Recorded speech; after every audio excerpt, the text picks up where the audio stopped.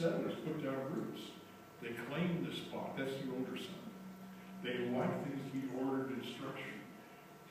The first one, the youngest boy, as he runs off and plays out there in the wildness, the pioneer, those are people that just love all sorts of freedom. Don't tie me, don't fence me down. Remember the old song? Don't fence me in. Isn't that what it is? Like, I don't like any boundaries. I don't want anybody to tell me what I can't do, what I can't do. And he lived that to the hilt. He was having a wonderful time. You know how many friends you got when you got money? Buku friends. When he ran out of money, he also ran out of friends. Nobody would let him crash at their place. You couldn't provide them what they wanted in the way of their recreational activities. Well, enough of you.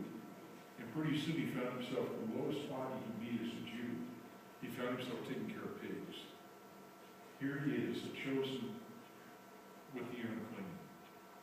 You can't get much worse than that. And he's sitting there in the pig slop thinking to himself, I could be home. Now you notice he did say I could be home and I could be like my brother. He said I could be home and I could be like one of the servants who worked for my dad. I thought it really fascinating. Jesus didn't, he never gave up that he's different from his brother. It never occurred to him I could go back and talk to my brother and maybe he'd figure out something with me. His brother being the settler likes to do all those things that really constrict the free spirit. They make you go to school, make you hold a job, they make you clean up your yard, you gotta clean up your room, you gotta have rules and regulations. Isn't this kind of the days going on in America today?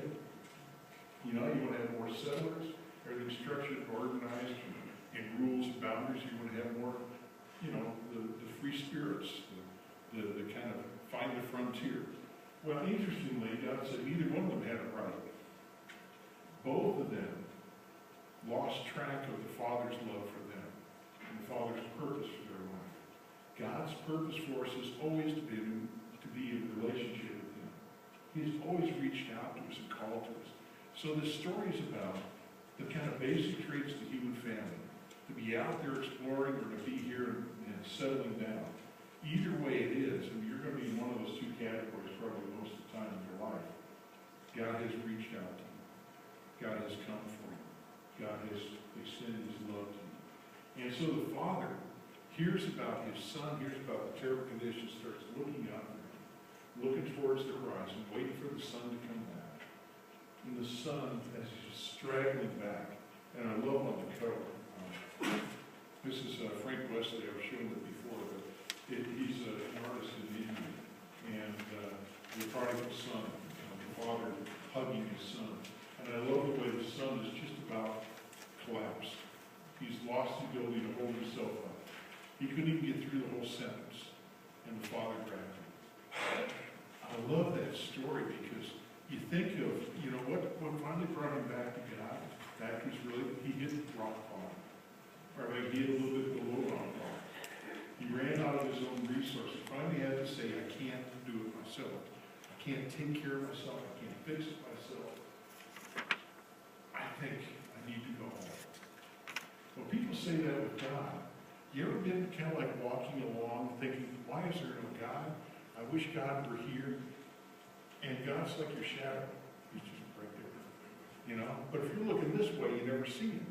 And you suddenly say, I want to go home. And when you turn around, you're already in embrace of Him.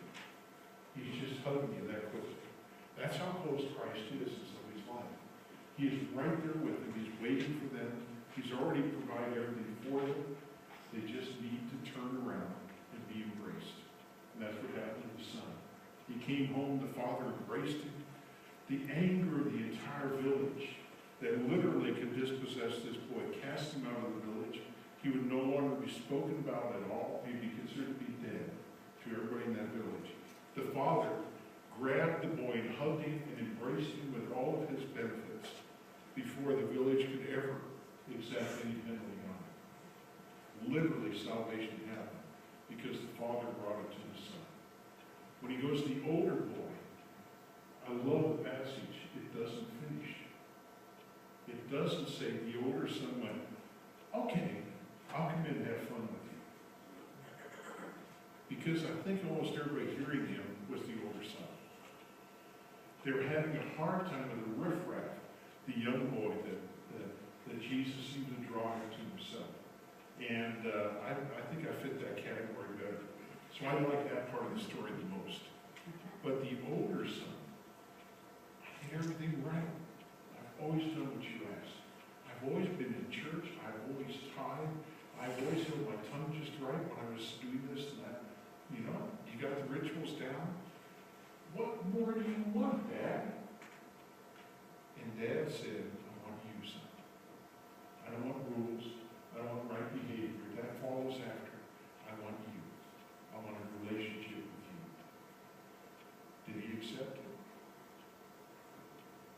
Well, it's up to us. Do you accept it? You turn around and get the embrace. That's the call in this passage. Isn't that the gospel in a nutshell?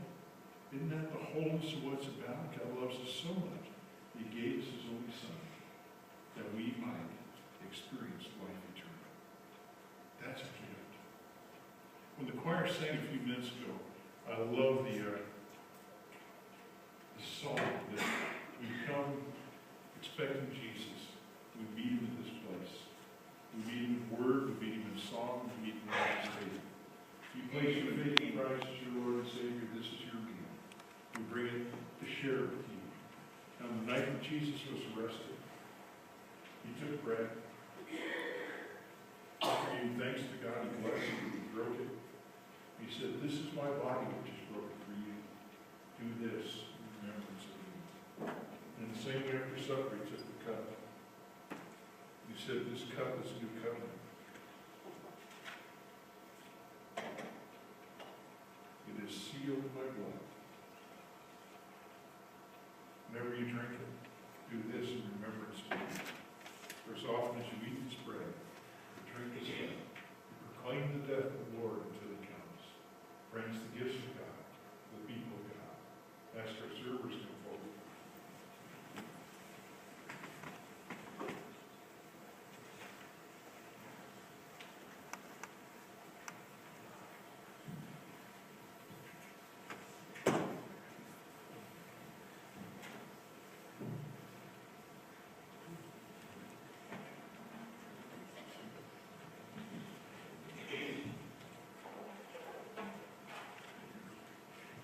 Come, everything's ready for you.